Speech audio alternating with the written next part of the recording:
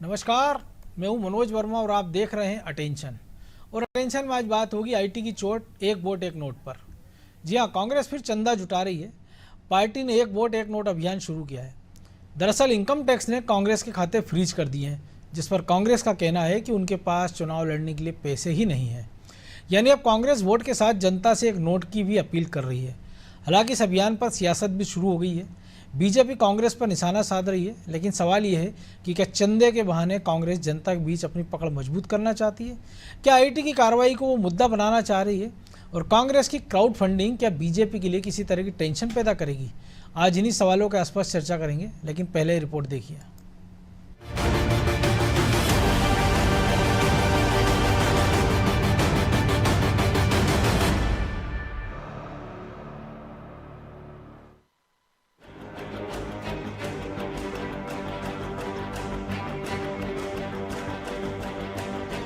आर्थिक तंगी से दो चार होने का दावा कर रही कांग्रेस को अब जनता से वोट के साथ नोट भी चाहिए।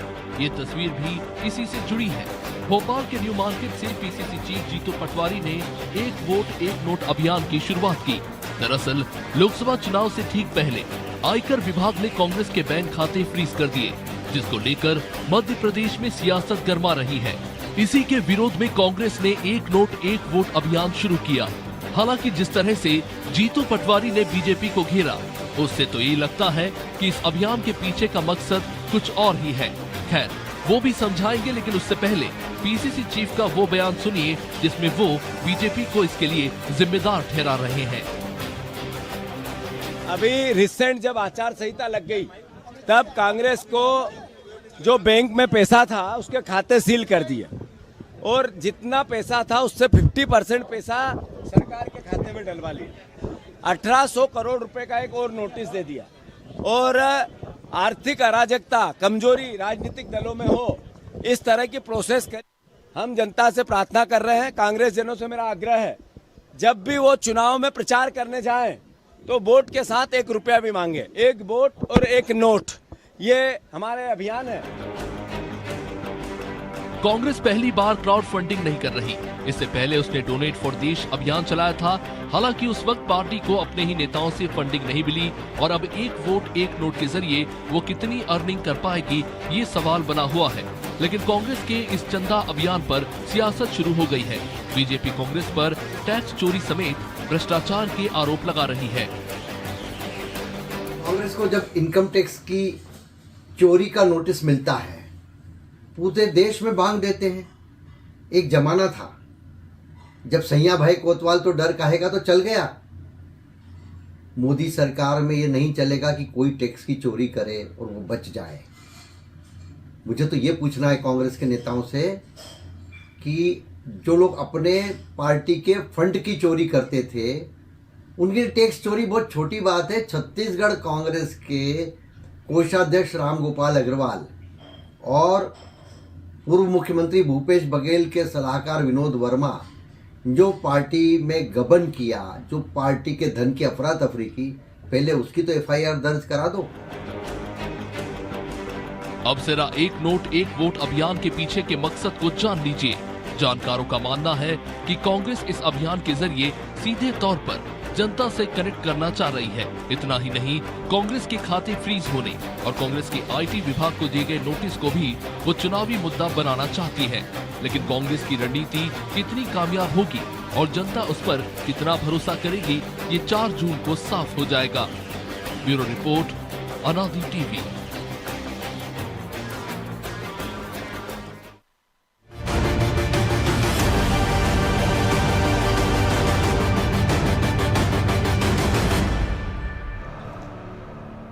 तो इसी मुद्दे पर चर्चा करने के लिए हमारे साथ जुड़ गए वरिष्ठ पत्रकार रमेश शर्मा, हमारे सहयोगी प्रभु पटेरिया और ब्रजेश चौक से।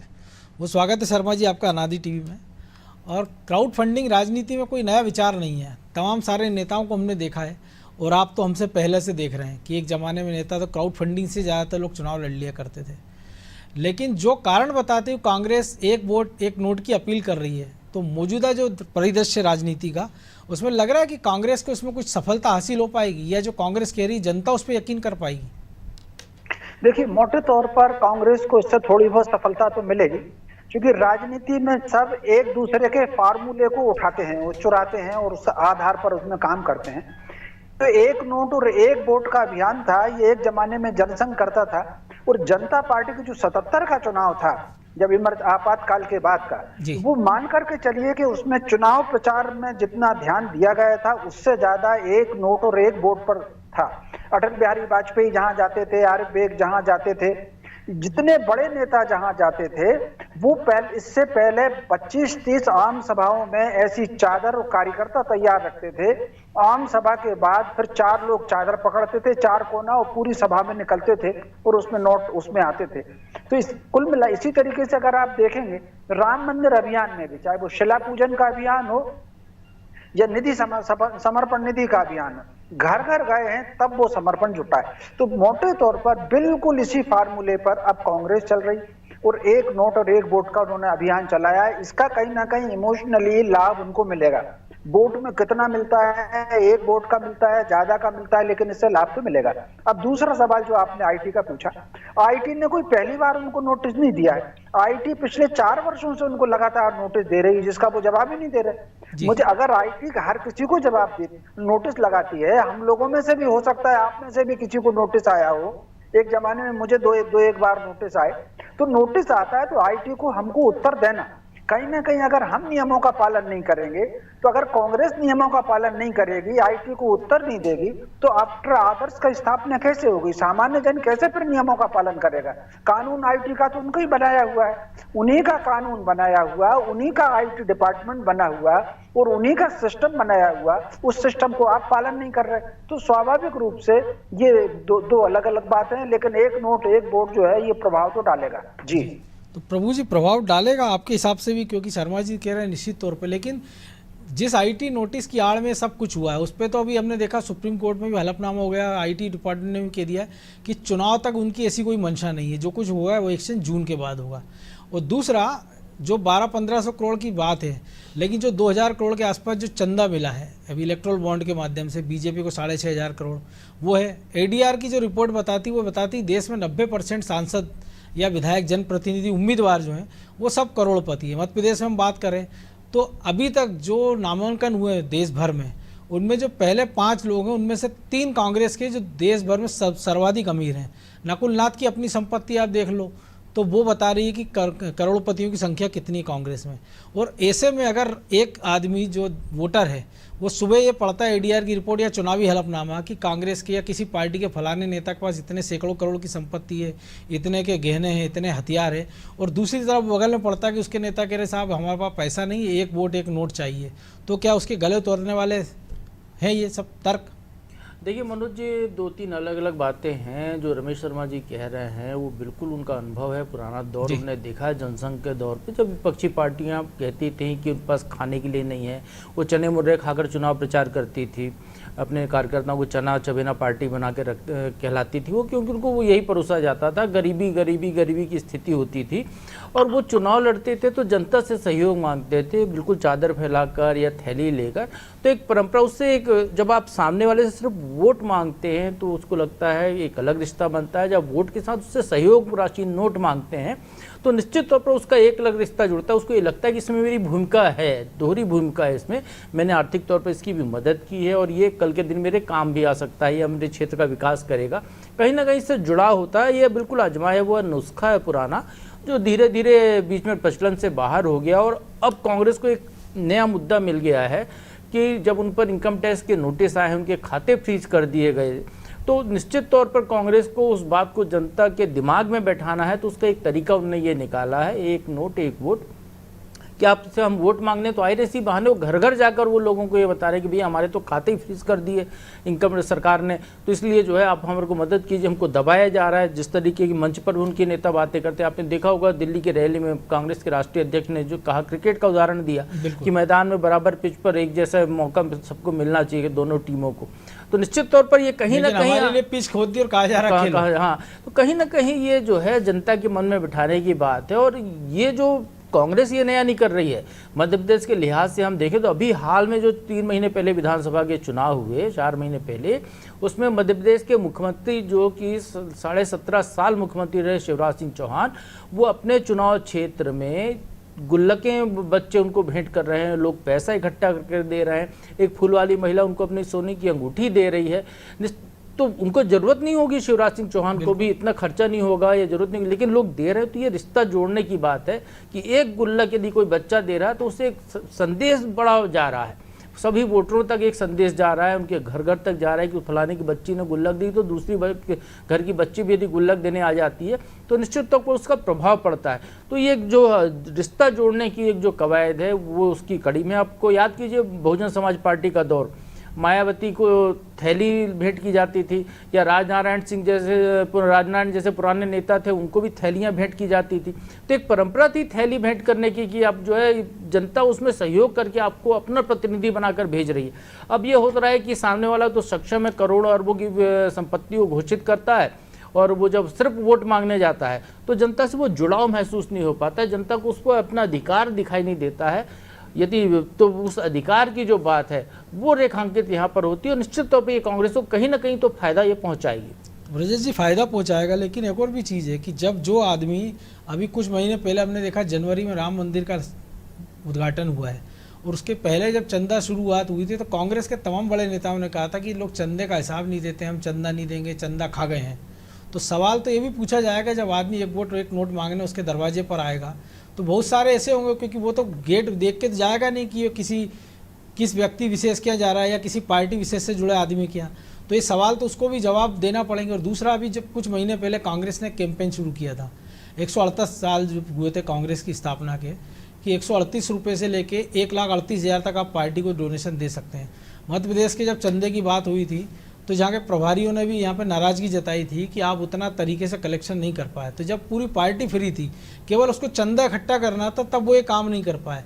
अब आज की तारीख में एक लोकसभा क्षेत्र इतना बड़ा है, जो पहले चरण के चुनाव में ज़्यादा वक्त नहीं बचा है, तो वो चंदा इकट्ठा करेगा, वोट मांगेगा या बाकी रणनीति बनाएगा?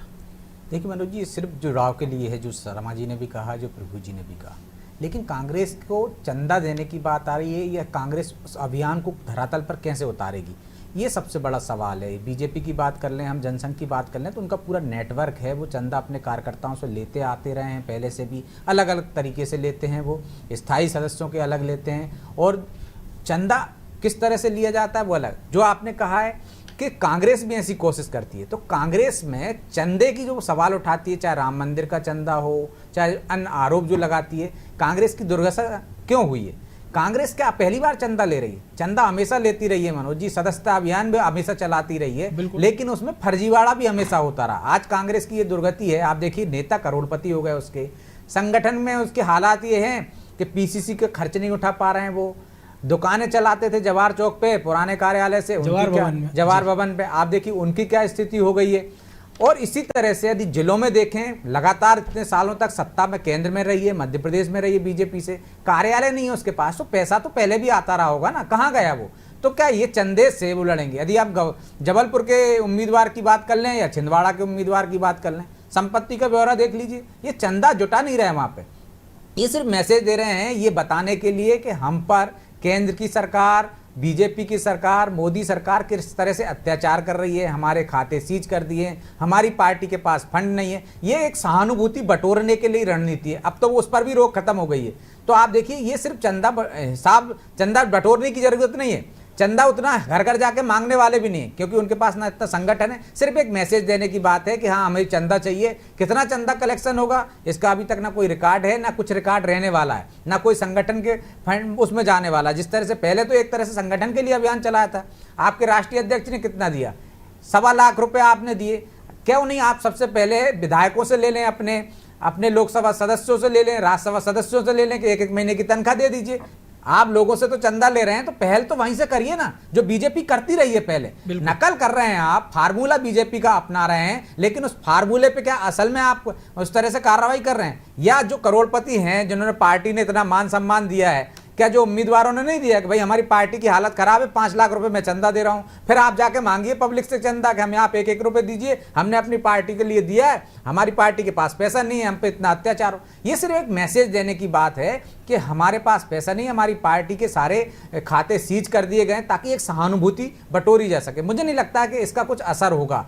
रही शिवराज जी की जो बात कर रहे हैं प्रभु जी ने कहा, तो शिवराज जी का एक रिश्ता अलग है, उनके लिए लोग उपजकर देकर आ रहे हैं, क्योंकि वो जिस तरह से लोकप्रियता है उनकी, चाहे बेटियों में हो, चाहे महिलाओं में हो, बहनों में हो, चाहे पुरुषों में, तो इसलिए बच्चे आ रहे हैं उनके लिए गुल्लक देने के लिए। वो भी एक मैसेज का ही काम है। क्या शिवराज जी के पास पैसे की कमी है, या जो कांग्रेस के लीडर लड़ रहे हैं उनके पास पैसे की कमी है? सिर्फ मैसेज का गेम है, लेकिन क्या कांग्रेस उसमें सफल होगी? मुझे इस पर संदेह है। तो शर्मा जी, संदेह है, नीति तो सही है, लेकिन क्या वाकई नीयत भी ठीक दिख रही है इसके पीछे? क्योंकि हमने देखा ऐसे तमाम सारे अभियान की शुरुआत में अच्छे लगते हैं, वो 1-2 दिन बड़े नेता दिखते हैं, जुटते हैं, फिर बाद में वो पुराने ढर्रे जैसा हो जाता है कि ठीक है, एक औपचारिकता पूरी हो गई है।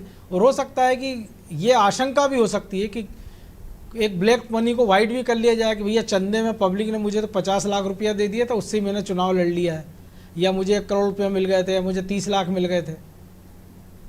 ये देखिए, बिल्कुल आपका ये अनुमान ठीक है। ये बिल्कुल ये बात मान करके चलिए कि ये केवल मनोवैज्ञानिक तरीके से जन सहानुभूति एकत्र करने का एक फार्मूला है। हम अगर अपने आसपास कांग्रेस के कार्यकर्ताओं को देखें तो कांग्रेस के कार्यकर्ताओं की स्थिति में जो परिवर्तन आया है, बिल्कुल जमीन और आसमान का परिवर्तन आया है।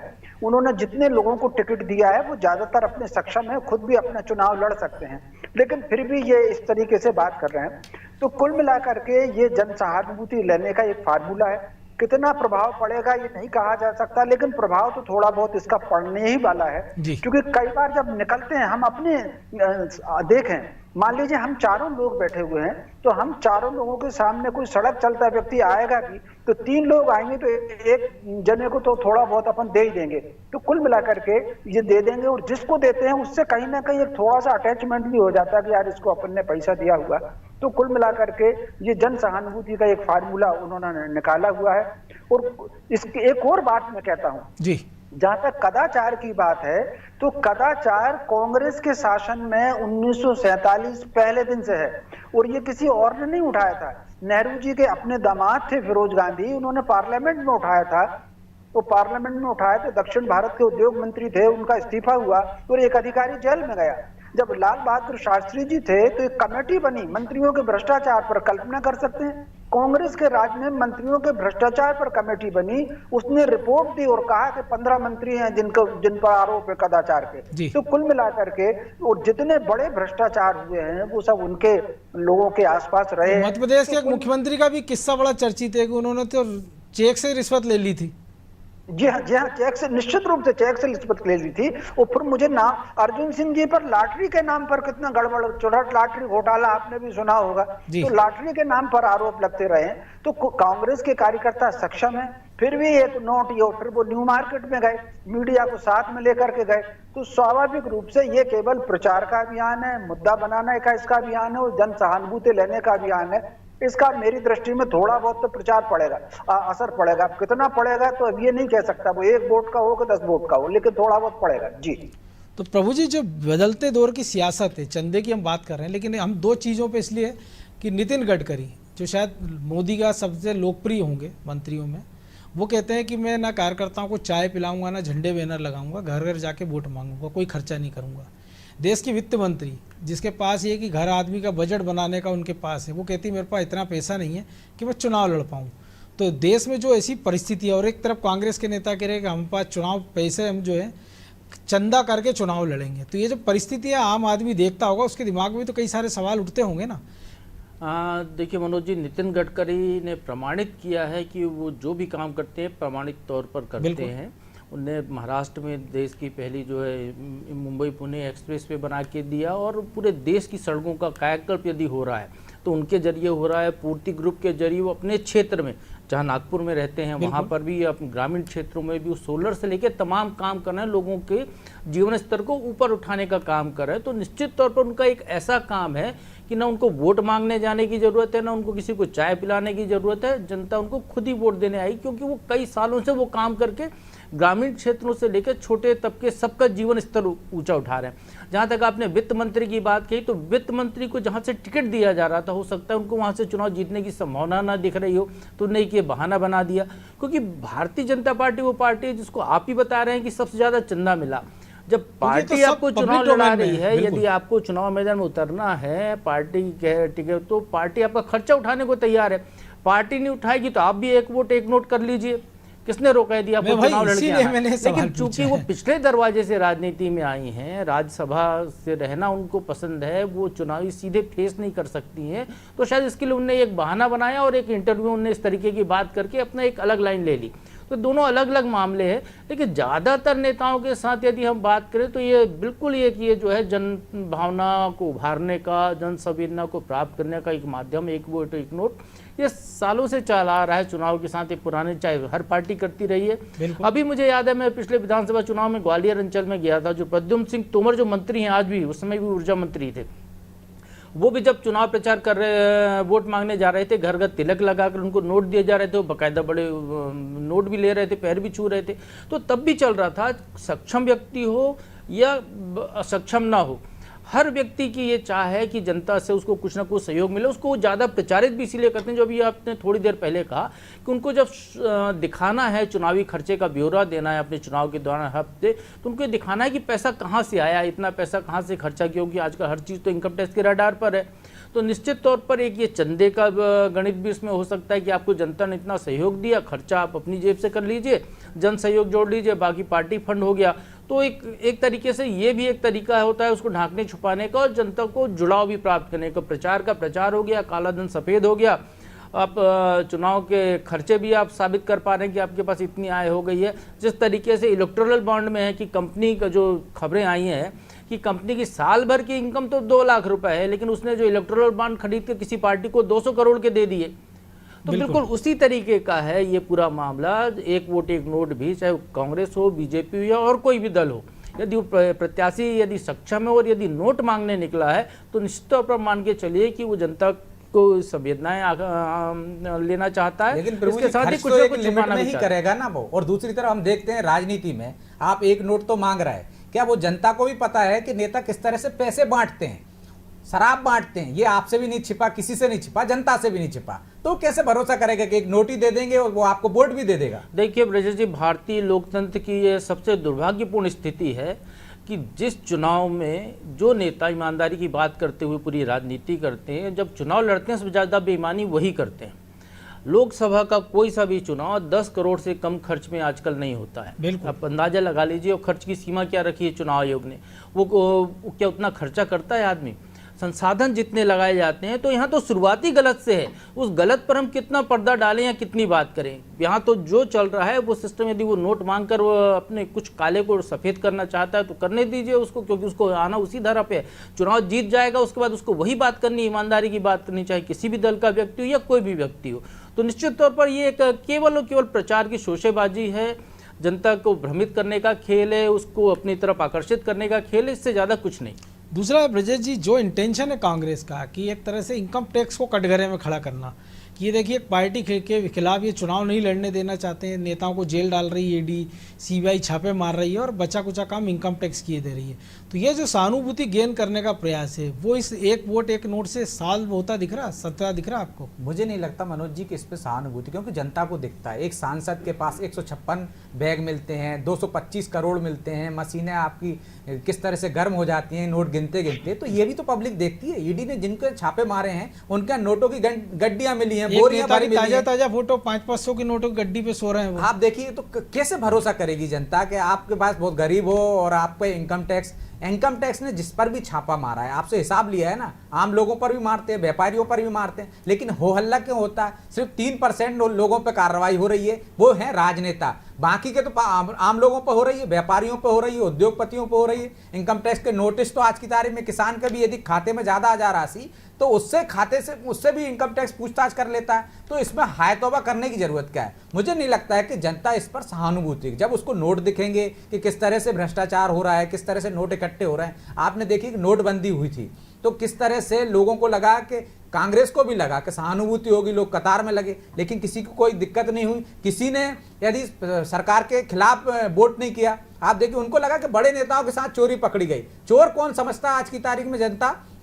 चोर सारे नेता हैं और ये सब पैसे जमा करके रखते हैं और ये उनकी सहानुभूति एक नोट से नहीं। आप सोचिए, जिस लोकसभा क्षेत्र में जिस नेता को आपने आर्थिक आधार पर एक तरह से एक पैमाना है, फार्मूला है, कांग्रेस का लोकप्रियता फार्मूला नहीं है कि वो जनता की सेवा करता है, वो इस आधार पर देते हैं कि हाँ ये सक्षम है आर्थिक रूप से। इस आधार पर कमलनाथ लगातार मध्य प्रदेश में आप देखिए प्रदेश अध्यक्ष बने रहे, क्योंकि कांग्रेस के नेता ही कहते थे कि साहब खर्चा वो चला सकते हैं पार्टी का वो।